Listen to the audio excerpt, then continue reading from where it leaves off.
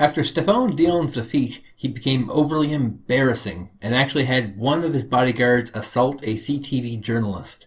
His first move as returning leader of the official opposition was to resign.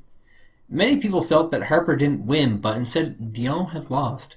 Dion ignored his advisors. He ignored polling data. He ignored his party. He wasn't prepared for interviews. Dion had gotten into power by convincing key liberals to give their delegates to him, and he would reward them when he was prime minister. Many felt that Michael Ignatieff, who had natural support of 45% of the party, was to become leader. He could win. And so when the Liberal convention came around, it was Ignatieff, Bob Rae, and Dominic LeBlanc gunning for the top spot. Ignatieff wins on the first ballot with 95% of the vote. This is also the point in which Bob Rae and Michael Ignatieff end a 50-year friendship. And, it's time for him to go, kind of feeling. And when that took hold, Mr. Ignatieff said, well, I'm going to apply to become the interim leader. I'll be the interim leader until the convention. December 08. Yeah, December 08. And I said, well, I have trouble with that. I mean, the interim leader is supposed to be an interim job, not supposed to be a permanent job. Okay, let me just say. Rae refused to support Ignatieff in the previous race and refused to support him in this one. Rae would fall back in the party as just a sitting MP and was working against Ignatieff to find someone to replace him in the event that he was to lose. Michael Ignatieff is a party outsider. He doesn't have a lot of friends or allies in the party. In 2004, liberals in suits showed up at Harper to recruit Ignatieff to the party.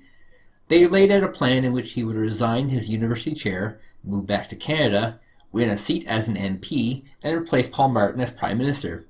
The journey took a lot longer than the pitch. Michael Ignatieff was also a dreamer. Ignatieff worked for the campaign team of Pierre Elliott Trudeau in his youth. He spent the remainder of his life studying Canadian politics and Canadian culture from his post as a Harvard political science professor. It's almost certain you have read some of his works at some point. He had returned to the country with the goal of becoming an MP and eventually Prime Minister. The new Parliament would last another 3 years after all parties, even the Conservatives, were broke from the previous one. The Conservatives would fill up their coffers fast, though, having the most donations of all parties. The Parliament was fairly tame compared to most. A dozen MPs resigned during this Parliament, and by-elections funneled all seats towards the Conservatives and NDP.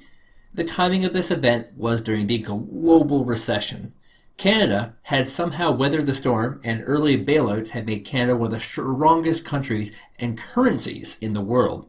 But as long as we were running deficits. Mr. Speaker, the next fiscal year will be difficult, but Canadians can be fully confident that we will overcome whatever hardships may lie ahead in 2009 and beyond. Budgets, that meant a need for budget cuts, economic funding, and tightening up bureaucratic costs.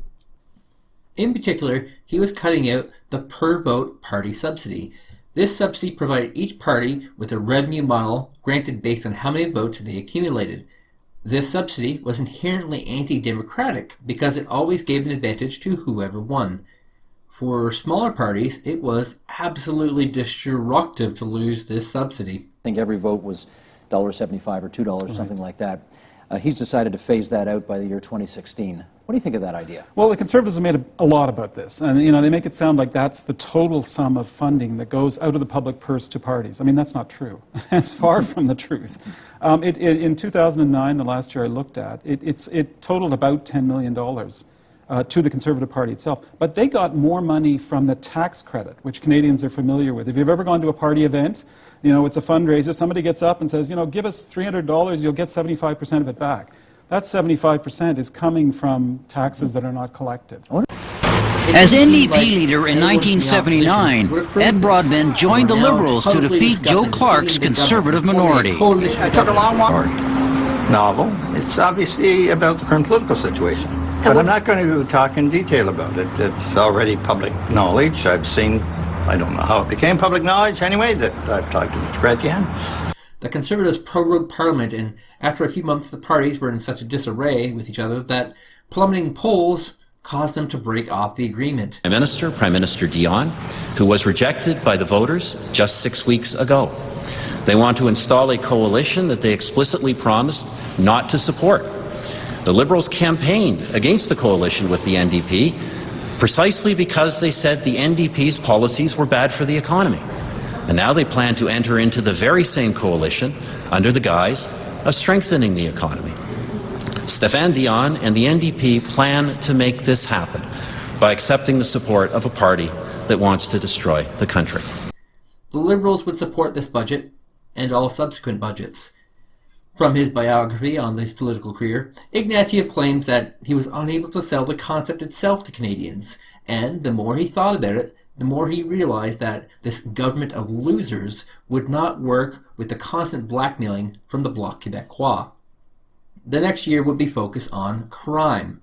The Conservatives want to focus on anti-bullying strategy, mandatory minimum sentences for various crimes, and banning the niqab from being worn at citizen ceremonies. All of these passed with support from either the Liberals or the Bloc. Despite holding the balance of power, the NDP were not using it to negotiate anything at all. They were simply watching in the distance as the Liberals and Bloc were supporting who most on the left considered to be evil incarnate. In the final year of government, Harper would prorogue the government during the 2010 Olympics. This would cause mass protests across the country, numbering in the thousands of people. These national protests would become a theme in the next parliament, in which groups of professional protesters would form specifically to stop Harper. But at this point they were very disorganized and appeared to be a bunch of goons. The opposition, meanwhile, was trying to use their collective powers to best oppose Harper. Among the left, this movement was growing as whoever could hate Harper the most was going to win the election. The contempt of Parliament begins with the House Leader, who is a Liberal. Typically, in a minority government, if it's a close vote, you allow for a lesser party to be the House Leader. In this case, the Liberals agreed that their party would take the House Leader. The House Leader means one less vote on an issue in which it is tradition for the House Leader to side with the government. But on this issue, that would trigger the election, the House Leader sided with his party. He drafted a report to indicate that the entire Conservative government had been in contempt of Parliament. Contempt is a claim to say that the individual is holding up legislation on purpose. In the United States, if you are held up legislation, you call it a strategy, a filibuster. Most people who are held in contempt were individuals who were giving false or misleading testimonies at a committee meeting with the intent of drawing out the committees. The Conservatives' old crime legislation wasn't properly costed and was over budget. As well, Bev Oda had removed funding for a charity without giving a reason and refusing to answer requests for information. This sort of stuff is rather normal in a parliament, but with the balance of power in favor of the opposition and a Liberal House Leader, things were going to be bad. When the Liberal Speaker ruled that the Conservatives were in contempt of Parliament, it had two reactions among the public. The Conservatives, brooding and in high number of supporters, saw this as an opposition colluding together and abusing the rules of Parliament to try and trigger an election. Those who opposed the Conservatives saw this as irrefutable evidence that Conservatives were hurting democracy. So the Liberals would once again signal for an election, and Harper would famously call them a coalition of Liberals, Socialists, and Separatists. When the election came around, a lot of Conservative strategists were questioning how to approach this election. Michael Ignatieff was much stronger than Stephane Dion was, but he had one weakness that the Liberals had never thought about. He was an American citizen. If there's anything Canadians hate more than the French, it's Americans. Ignatieff would be hurt by something he had said 5 years earlier, that if he wasn't elected as a Canadian MP, he would return to Harvard. His country. You have to decide what kind of America you want. It's your country just as much as it is mine. He even professed his love for America. I love the republic I live in. No wonder he'll ask Harvard to let him back. Ignatieff, he didn't come back for you. All the while, Harper was back as Captain Canada. This time he had his 2010 Olympic Team Canada jacket. When he went to rallies, he would have people chant Canada instead of Harper. He would drink his Timbs in front of every camera. He would serve pancakes to the locals with maple syrup. His house band would play mostly Canadian songs, but also an AC/DC song. The hyper-Canadian was running around letting everyone know that the Conservatives kept Canada out of recession, and those American-loving Liberals were going to drag us back into it with their compulsive spending. Ignatieff, for his better attempt, had nothing to offer Canadians but criticisms of Harper. Polls, I mean, you know what the polls say. And I get one poll you can take with a grain of salt, but you see the trend. You see what a lot of the polls say. And despite all of the Harper government's seeming obstacles, there hasn't really been an ability for you guys to gain ground, it appears. What do you think of that?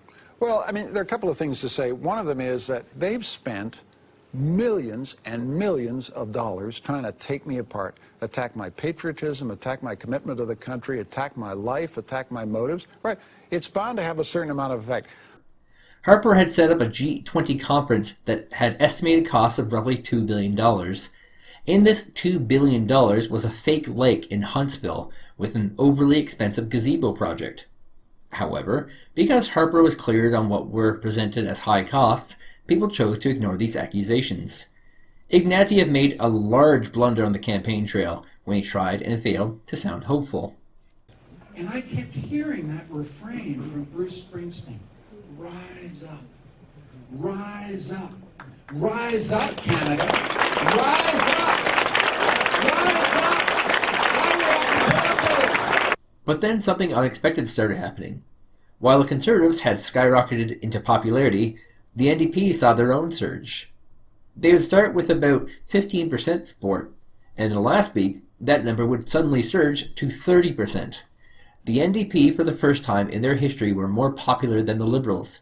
Historically, 30% of the popular vote is often enough to win a majority government. A movement started by Newfoundland Premier and millionaire businessman Danny Williams to punish the Conservatives for acting against the Newfoundland had formed called Anything But Conservative, or ABC. This vote would be important again, but for now, this vote had shifted its support from the Liberals entirely to the NDP. It was now Jack Layton, the king of positivity, who would be the natural replacement for Harper. Why do you have the worst attendance record in the House of Commons of any member of Parliament? If you want to be Prime Minister, you better learn how to be a member of Parliament first. You know, most Canadians, if they don't show up for work, they don't get a promotion.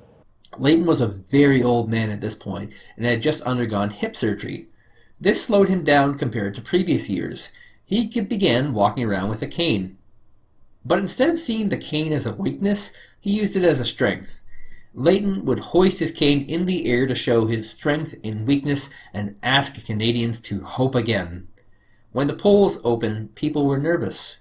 They thought it would be another Conservative minority government, with the NDP being the official opposition. The result was not what people expected. A Conservative majority government with the NDP as official opposition. The bloc would be eradicated as an unexpected surge happened in Quebec for the NDP.